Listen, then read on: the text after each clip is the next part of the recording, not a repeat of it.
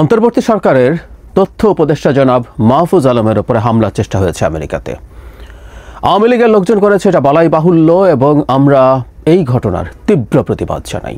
মানে বাংলাদেশের কেউ যদি যান, এবং এটা হতে পারে খানিকটা যে তারা কিছু ব্যানার ট্যানার নিয়ে, কিছু প্ল্যাকার্ড ট্যাকার্ড নিয়ে প্রতিবাদ জানাতে পারেন, তার বিরুদ্ধে কথা বলতে পারেন, এগুলো ছিল। কিন্তু তারা হামলার চেষ্টা করেছেন এবং বাংলাদেশের কনসুলেটে হামলার চেষ্টা করেছেন। এটা অত্যন্ত গর্হিত অপরাধ এবং সন্ত্রাসী কর্মকাণ্ড।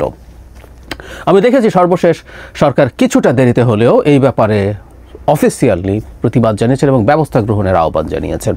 আমি মনে করি এই ধরনের ঘটনার মাধ্যমে আওয়ামী লীগ তার শক্তি প্রদর্শন করতে চাইছে, এবং আমাদের হাতে খুবই বড় সুযোগ এসছে এদের বিরুদ্ধে মার্কিন সরকারের সাথে যোগাযোগের মাধ্যমে ব্যবস্থা নেওয়া। তারা আমেরিকাতে থাকার অধিকার হারিয়েছে এবং বর্তমান ট্রাম্প সরকার এসব ইস্যুতে বেশ কঠোর। তাই আমার মনে হয় গুরুত্বপূর্ণ ব্যবস্থা নেওয়া দরকার। একটা কথা মনে রাখা দরকার আমাদের সবার, যারা মাহফুজ আলম অনেকের পছন্দ নাও হতে পারেন, মাহফুজ আলম সরকারে আছেন কিন্তু তিনি একটা রাজনৈতিক দলের সাথে আছেন সংযুক্ত, এরকম পারসেপশন আছে। এবং সত্যিকার অর্থে আমি এই কথাগুলোই এই ভিডিওতে বলতে চাইবো। শুধু যারা মাহফুজ আলম না, যারা আসিফ মাহমুদ সজীব ভুঁইয়া সম্পর্কে একই অভিযোগ আছে এবং সেটারও একটা প্রমাণ আছে।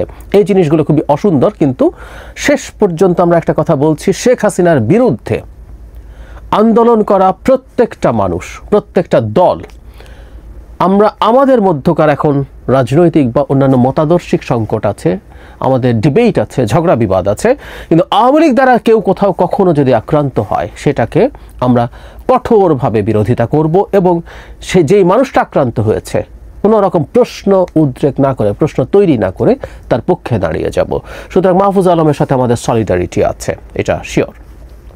কিন্তু যে ব্যাপারটা নিয়ে কথা বলতে চাইছিলাম, যে মাহফুজ আলমের এই হামলার ঘটনার সাথে আমি আরেকটা হামলার ঘটনাকে একটু তুলনা করতে চাই। জেনেভাতে জনাব আসিফ নজরুলের ওপরে হামলা না হলে আরও ওনার কাছে চলে গিয়েছিল লোকজন এবং ওনাকে যথেষ্ট হেনস্থা করেছিল। সেটাকে জনাব মাহফুজ আলমের এই হামলার চেষ্টার ঘটনার পর আমরা দেখেছি এনসিপি অফিসিয়ালি খুবই কঠোর একটা স্টেটমেন্ট দিয়েছে। এটা স্বাভাবিক, বাংলাদেশ সরকারের একজন যখন এটা করবেন, এরকম সমস্যায় পড়বেন, সেই বিষয়টা নিয়ে তারা কঠোরভাবে কথা বলেছেন, আওয়ামী লীগের বিরুদ্ধে কথা বলেছেন তাদের স্টেটমেন্টটায়।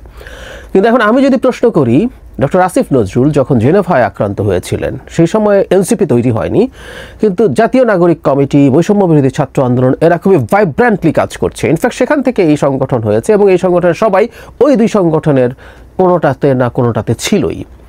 প্রশ্ন হচ্ছে, ডক্টর আসিফ নজরুলের ক্ষেত্রে কি স্টেটমেন্ট দিয়েছিলেন তারা তখন?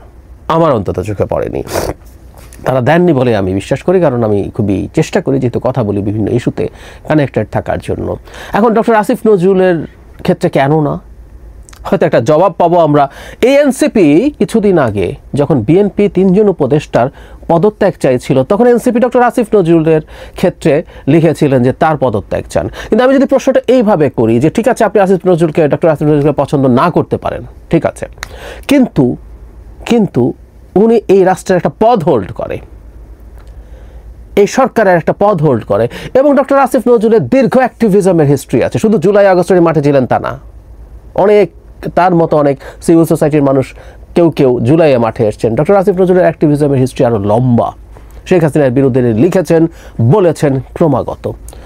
সুতরাং তার এই যে তাকে ওন করা, যখন তিনি আক্রান্ত হচ্ছেন, হতে পারে যে তাকে আমি পছন্দ না করি, এনসিপির কথা বলেন, তখন নাগরিক কমিটি বা বৈষম্য বিরোধী আন্দোলনের কথা বললাম, পছন্দ না করতে পারেন, কিন্তু এই হামলা আওয়ামী লীগ যখন করে তার বিরুদ্ধে তো খুব সিরিয়াসলি স্টেপ নেওয়া দরকার, কথা বলা দরকার। বলেছিলেন তারা? বলেননি, বরং তার পদত্যাগ চান বিএনপি পন্থী বলে আরও 2 উপদেষ্টা সহ।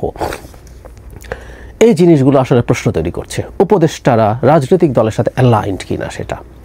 আরেকটা ঘটনা একটু বলতে চাই।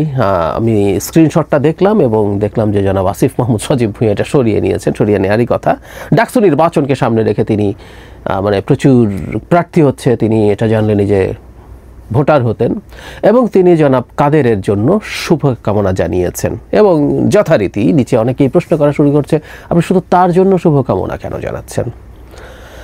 জনাব আসিফ মাহমুদ সজীব ভুঁইয়া যে এনসিপি করেন সরকারে বসে বসে, এটার অনেক প্রমাণ আছে। আজকে আর বিস্তারিত টানছি না, প্রচুর বলেছি। এটা আরেকটা যুক্ত হলো মাত্র। সেই প্রশ্নই আসলে প্রথম থেকে করছিলাম এবং আমিও ব্যক্তিগতভাবে বলে গেছি, ডক্টর ইউনূস সরকার বিতর্কিত হওয়ার পেছনে ছাত্র উপদেষ্টা এই মুহূর্তে যে দুজন আছে, আরেকজন চলে গেছে জনাব নাহিদ ইসলাম, আমি যে কটা দিন তিনি ছিলেন তিনি সরকারকে অন্তত বিতর্কের মুখে ফেলেননি, এটা শিওর।